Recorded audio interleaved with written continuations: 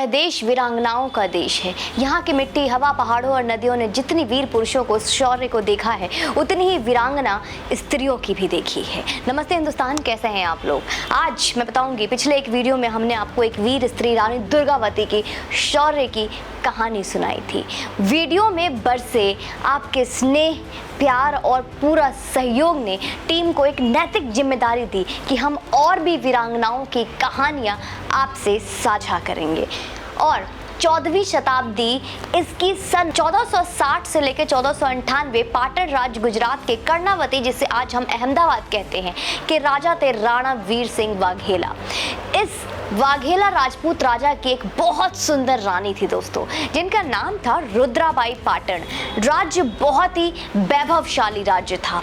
इस राज्य ने कई तुर्क हमले झेले थे, पर कामयाबी किसी को नहीं मिली। सुल्तान बेगारा ने सन 1497 पाटन राज्य पर हमला किया। राणा वीर सिंह वाघेला के पराक्रम के सामने सुल्तान बेगारा की लगभग 40,000 से अधिक संख्या की फौज 2 घंटे से ज्यादा टिक नहीं पाई। राणा वीर सिंह की फौज 2600 से 2800 की तादाद में थी। क्योंकि कर्णावती और पाटन बहुत ही छोटे छोटे दो राज्य थे, इनमें ज्यादा फौज की आवश्यकता उतनी कभी होती ही नहीं थी।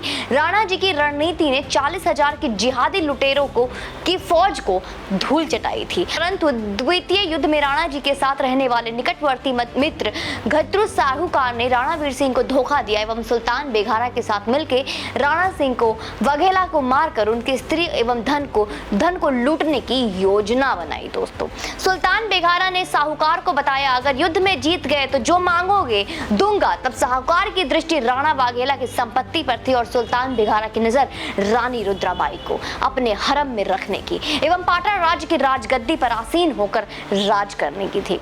साहूकार जा मिला सुल्तान बेगारा से और सारी गुप्त जानकारी उसे दान कर दी, जिस जानकारी से राणा वीर सिंह को परास्त कर रानी रुद्राबाई एवं पाटन की गद्दी को हड़पा जा सकता था। सन 1498 ईस्वी में जो 1555 संवत 2 बार युद्ध में परास्त होने के बाद सुल्तान बेगारा ने तीसरी बार फिर से साहूकार को मिली जानकारी के बल पर दुगने सैन्य बल के साथ आक्रमण किया। राणा वीर सिंह की सेना ने अपने से दोगुने सैन्य बल देखकर भी रणभूमि त्यागी नहीं दोस्तों, और असीम पराक्रम और शौर्य के साथ लड़ाई की। जब राणा जी सुल्तान बेगारा की सेना को खदेड़कर सुल्तान बेगारा की ओर बढ़ रहे थे, तब उनके भरोसेमंद साथी साहूकार ने पीछे से वार कर दिया, जिससे राणा जी की मृत्यु हो गई। साहूकार ने जब सुल्तान बेगारा को उसके वचन अनुसार राणा जी के धन को लूट कर उनको देने का वचन याद दिलाया, तब सुल्तान बेगारा ने कहा, एक गद्दार का कोई एतबार नहीं करता है, गद्दार कभी भी किसी से भी गद्दारी कर सकता है। सुल्तान बेगारा ने साहूकार को हाथी के पैरों के तले फेंक कर कुचल डालने का आदेश दिया और साहूकार की पत्नी एवं साहूकार की कन्या को अपने सिपाही के साथ हरम में भेज दिया। सुल्तान बेगारा रानी रुद्राबाई को अपनी वासना का शिकार बनाने हेतु राणा जी के महल की ओर 10,000 से अधिक लश्कर लेकर पहुंचा। रानी रुद्राबाई के पास शाह ने अपने दूत के जरिए निकाह प्रस्ताव रखा। रानी ने महल के ऊपर छावनी बनाई थी, जिसमें 2400 धनुर्धारी वीरांगनाएं थी, जो रानी रुद्राबाई के इशारा पाते ही लश्कर पर हमला करने को तैयार थी। रानी रुद्राबाई जी केवल सौंदर्य की धनी नहीं थी दोस्तों, बल्कि शौर्य और बुद्धि की भी धनी थी। उन्होंने सुल्तान बेगारा को महल द्वार के अंदर आने को कहा।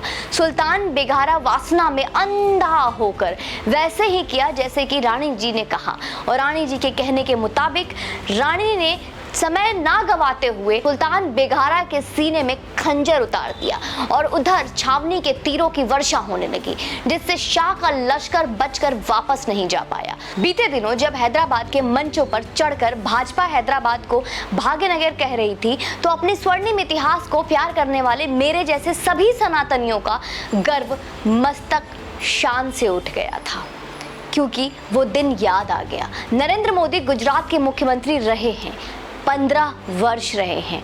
उनसे बस हम ये कहना चाहते हैं कि हमसे अहमदाबाद सुना नहीं जाता, यह नाम चुभता है हमारे कानों को, इसे बदलकर कर्णावती कर दीजिए, क्योंकि वास्तविक नाम, ऐतिहासिक नाम यही होना चाहिए। क्योंकि हम अहमद शाह अब्दाली नहीं, रानी कर्णवती और रानी रुदाबाई को अपना पूर्वज मानते हैं, तो उसका सही नाम कर्णावती ही होना चाहिए। तो अहमदाबाद हमारे कान से खून निकाल लेगा। तो इसका वक्त आ गया है कि जब आप इस नाम को बदलिए। और आप दोस्तों, मेरे सनातन भाई बहनों, आपका मैं सिर्फ और सिर्फ इसी के लिए सहाय करूंगी कि आप जिस तरीके से मुझे भरपूर प्यार और सहयोग देते हैं, यूं ही अपना सहयोग बनाए रखें और सनातन परिवार को बढ़ाने में मदद करें। इतिहास की किताबों में शायद आपको इन पन्नों के बारे में, इस इतिहास के बारे में नहीं पढ़ाया जाएगा, इन वीरांगनाओं की वीरताओं के बारे में नहीं बताया जाएगा, क्योंकि आज भी आपको मुगल शासकों के बारे में ही सिखाया जा रहा है। आपके बच्चों को आज भी आपके मुगल शासकों के बारे में बताया जा रहा है।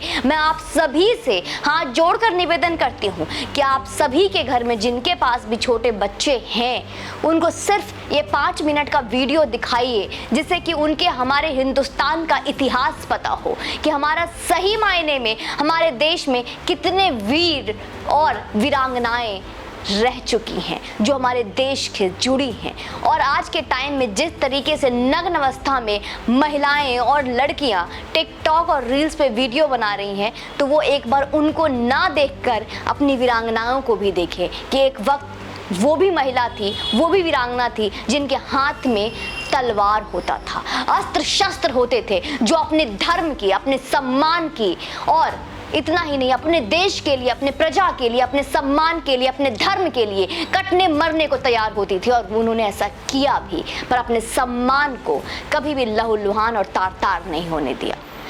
बाकी आप यूं ही वीडियो पे बने रहें, चैनल पे बने रहें, मुझे यूं ही प्यार देते रहें। जय हिंद, वंदे मातरम।